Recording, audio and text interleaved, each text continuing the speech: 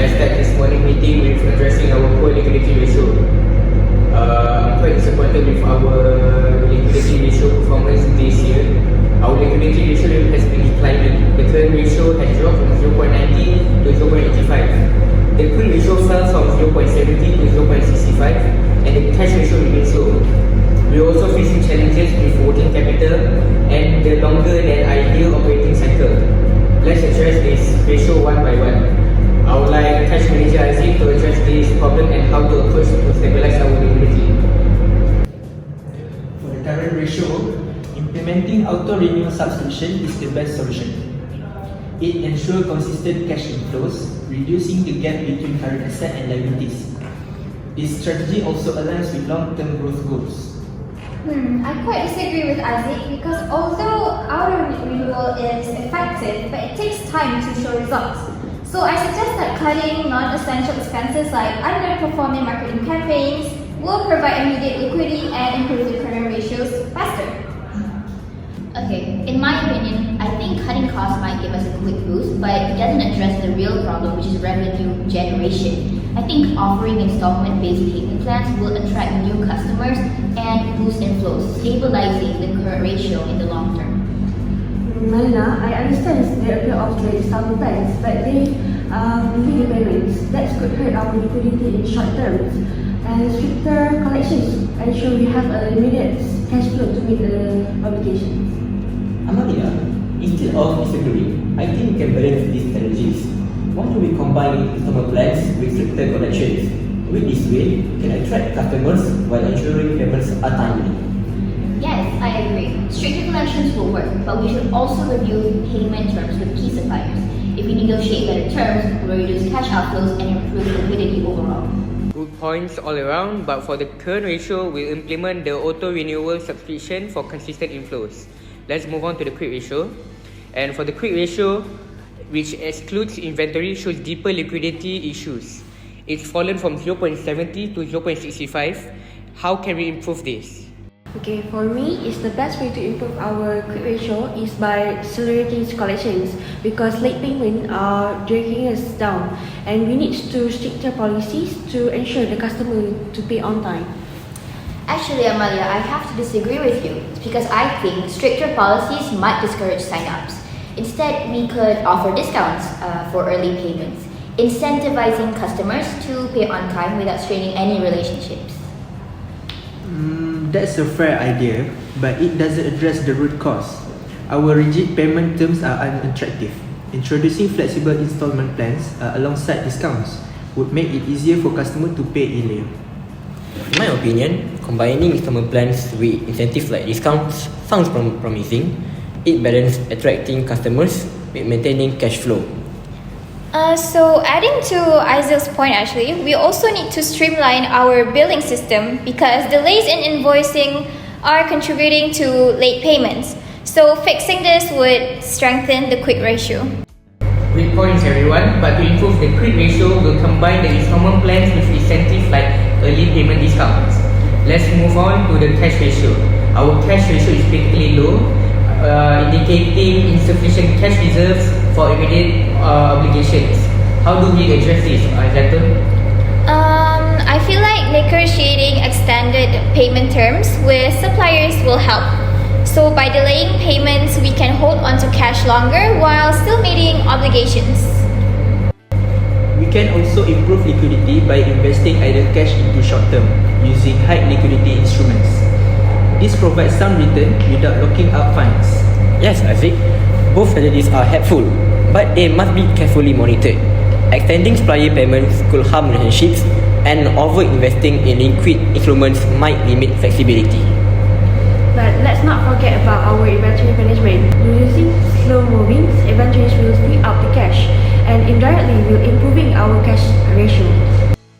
After reviewing everyone's approaches, for the cash ratio, we focus on extending the supplier payment terms while exploring liquid investments. Moving forward, let's talk about our working capital. Short-term liabilities are growing faster than our assets, putting pressure on our working capital. Aizatul, what are the steps that we can take to manage this better?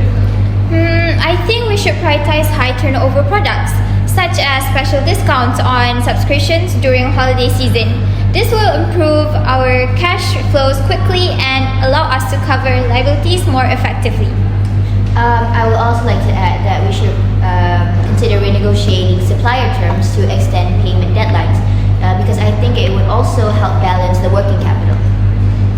I agree with you, Marina.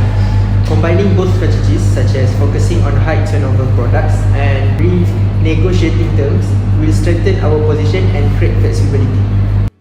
I should use it, and to address our working capital, we prioritize high turnover products and renegotiate supplying terms. Lastly, the operating cycle is too long. It's taking too much time to convert inventory into cash. How do we shorten this, Malena? I think we should streamline the inventory management by prioritizing high demand items that will reduce the holding cost and improve the cash conversion process. I agree with you, Marina. Automating order processing can also speed up the cycle. Faster processing means quicker delivery and payments. So for that, we could also review the customer payment terms. By shortening receivable days, will improve our operating cycles. Alright, great point, Amalia. And to improve our operating cycle, we streamline inventory and automate order processing. Our leverage ratio are showing mixed results. The debt to equity ratio improved from 1.23 from 1.07. But our debt to asset ratio remains high, and the interest coverage ratio declined from last year. This raises concerns about our ability to manage our financing costs while growing. Let's discuss about the debt to equity ratio that improved from 1.23 to 1.07. Amalia, how do we proceed with this positive improvement? The improvement in the debt to equity ratio is encouraged, but I think we should prioritize the debt reductions. If the lenders decides to tighten their credit terms, our borrowing costs will increase, and I think that will put us in a worse position financially. Well, I have to disagree with you, Amalia, because though I understand the need for stability, but focusing solely on debt reduction won't help us grow. We should reinvest in server capacity to attract more users and generate revenue, which will help us reduce debt sustainably in the long term. Exactly, Malena. If we don't reinvest now, we risk losing market share to competitors who are already expanding aggressively. Reinvestment should be our priority. Agreed. But let's not limit ourselves to infrastructure. Expanding premium subscription tiers will drive higher margin revenue and improve this ratio faster. Reinvestment is necessary, but we need to balance it with operational stability. Rapid growth without addressing inefficiencies could strain our resources and worsen our leverage ratios. Great point, everybody. But for the debt to equity ratio, we'll be prioritizing selective reinvestment in server capacity and premium subscription tiers to drive our growth while maintaining debt stability. Now, the debt to asset ratio remains high. This indicates a heavy reliance on debt relative to our assets. How do we address this, Malena? From my opinion, I think we need to reinvest in asset-generating initiatives. Expanding our content library or infrastructure will increase our asset base, thus improving this ratio over time. I completely agree with Malena. Diversifying revenue streams such as adding ad-supported content and generate consistent cash flow while expanding our asset portfolio. Yeah, that's a sustainable approach, but we would also optimize asset turnover. Generating more revenue from existing asset will improve this ratio without heavy investments. I agree with that, Aziz. But we need to prioritize investment in areas where guaranteed returns, like trending content or exclusive partnerships. That's a good point, but we can't ignore the debt sides of this ratio. Gradual debt repayments should be prioritized to establish our financial position. Valid point, Amalia. To address the debt to asset ratio, we'll invest in asset generating initiatives such as expanding our content library and diversifying our revenue streams while optimizing asset turnover. Moving on, our interest coverage ratio declined from 1.80 to 1.71, which means our ability to cover interest expenses is weakening. How can we address this, Amalia? I think we must reduce the interest rate by negotiating the loan terms or refinancing steps at the low rates. that will provide immediate relief for our cash flow. While Amalia's point is important, driving revenue growth is equally critical. Introducing tiered premium subscription with exclusive benefits will attract paying customers, improving income to cover interest expenses. Reducing interest expenses is helpful, but we should also consider expanding our subscription based with flexible pricing models. This will drive consistent revenue growth. That's true, Aziz. But expanding too quickly could strain resources. Why not prioritize selective reinvestment in high revenue areas to balance growth with stability? Yes, revenue growth is essential, but we must monitor how these initiatives impact our interest obligations. If growth is delayed, it could worsen the ratio even further. Great point, everybody. For the interest coverage ratio, we focus on refinancing debt at lower rates and introducing premium subscription tiers to drive high margins revenues. Let's implement these strategies and monitor their impacts over the next quarter. Agree? Agree. Our efficiency ratio shows improvement, but there's still room for growth. The asset turnover ratio increased from 0.16 to 0.24, but our inventory turnover ratio and receivable turnover ratio indicates inefficiency. Firstly, let's discuss about the next steps on our positive asset turnover ratio that increased from 0.16 to 0.24. Malena, any ideas? Well, our improvement in the asset turnover ratio is a positive step, but I believe we can do better. By streamlining content acquisition and focusing on high demand items, we'll generate more revenue per asset. That's a great idea, Malena, but premium subscription tiers will give us a bigger boost. High-paying customer will maximize the revenue and we generate from our existing assets. I agree with that, Aizatul, but we also need to ensure our operations can scale effectively. Investing in automation will allow us to handle increased demand without overloading resources. Automation is critical, but let's not forget analytics. Data-driven insight will help us optimize asset utilization and improve turnover even further. Great approaches by everyone. But for the asset turnover ratio, we proceed with focusing on automation and data-driven insights. It is to optimize asset utilization. Next, the inventory turnover ratio suggests inefficiencies in managing content libraries. How do we address this, Amalia? I think we should prioritize the fast-moving, high-demand contents and reduce the underperforming inventory. This will improve our turnovers while lowering the holding costs. That's helpful, but expanding ads for the content could also increase inventory turnover. It will appeal to a broader audience and boost revenue from existing resources. Yes, we should also standardize content acquisition process. This will reduce delays and improve efficiency in managing inventory. Content standardization is a good step, but we also need monitor performance metric for inventory. Identifying low-performing categories will allow us to adjust quickly. After reviewing your ideas to improve the inventory turnover ratio, we prioritize high-demand content and standardize acquisition processes. Let's move on. On our receivables turnover ratio, it indicates delay in collecting payments. How do we address this, Amalia?